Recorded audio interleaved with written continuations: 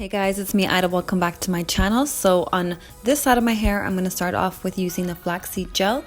And then on the other side of my hair, I'm going to use my favorite gel, which is the Xtreme Wetline Gel.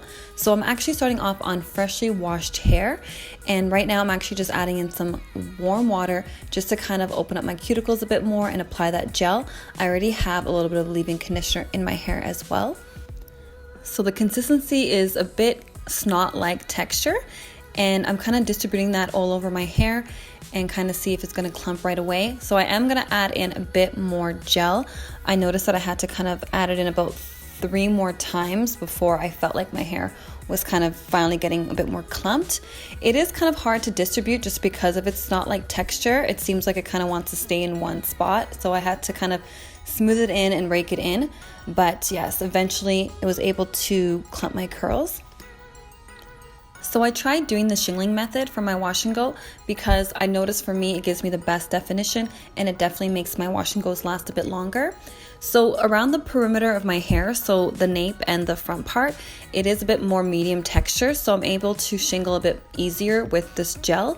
But as you will see later on in my hair where it's a bit more coarse and dense, I had to basically stop with the shingling method and I had to just smooth and rake in the hair.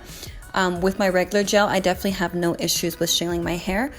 So this gel is very similar to the Eco Styler gel. It is very thick-like and it has really great definition and hold. So the one main thing I noticed as well is that I had to add way more water into this side just because the gel is a bit more drying compared to the flaxseed gel, but it did give me a lot more definition and I was able to do the shingling method a lot easier throughout my entire head.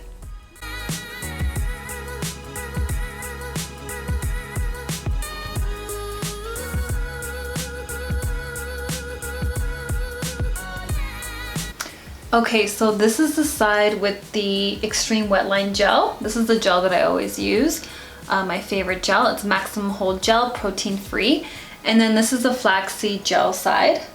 I still feel that my regular gel definitely gives me more curl definition and clump than the flaxseed gel. I noticed that I had to stop shingling with the flaxseed gel and I basically just had to like smooth it in and kind of rake it through with my fingers because it was just so much work to actually clump everything in. A lot more easier with the Xtreme Wetline Gel. So we're gonna just basically see how this looks once it dries. So I'm gonna let it air dry for a bit and then I'm gonna use the diffuser and just kind of speed up the process. So I will be back in about a few more hours and I'll show you guys the results. Okay, so these are my results. This is the flaxseed gel side. And then this is the Xtreme Wetline Gel side.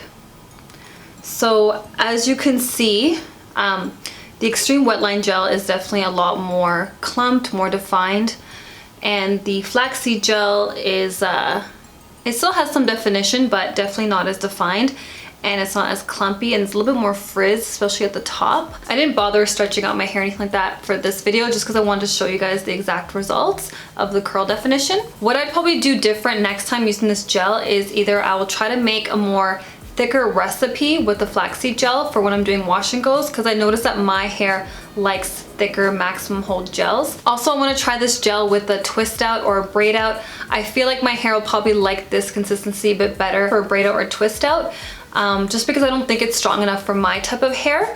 If you guys want to see like my results for the Kinky curling custard wash and go, definitely check out my winter wash and go video, and it's basically very similar to this one. I noticed too that this side takes a bit longer to dry. I think it's because of the flaxseed gel.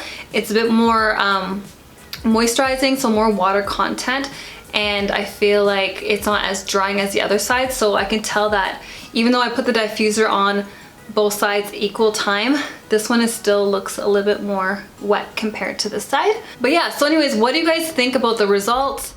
So this is what my hair looked like the next day. My hair is fully dried. As you can see, the side where I used the flaxseed gel, it has less definition and a lot more frizz, especially at the top. And also I wanted to add, although it felt moisturizing putting on the flaxseed gel compared to the Xtreme Wetline Gel, my hair didn't feel moisturized the next day. It felt just as hard as the other side. So just wanted to point that out as well. And Yeah, so I really don't think I'm gonna ever use flaxseed gel again for a wash and go unless I try to do like a thicker recipe. I'll put the natural 85 flaxseed gel recipe in my description box below. That's where I got the recipe from.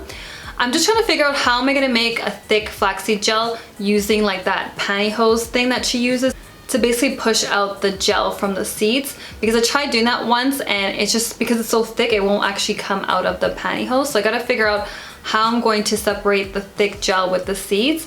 If you guys have any recommendations, let me know.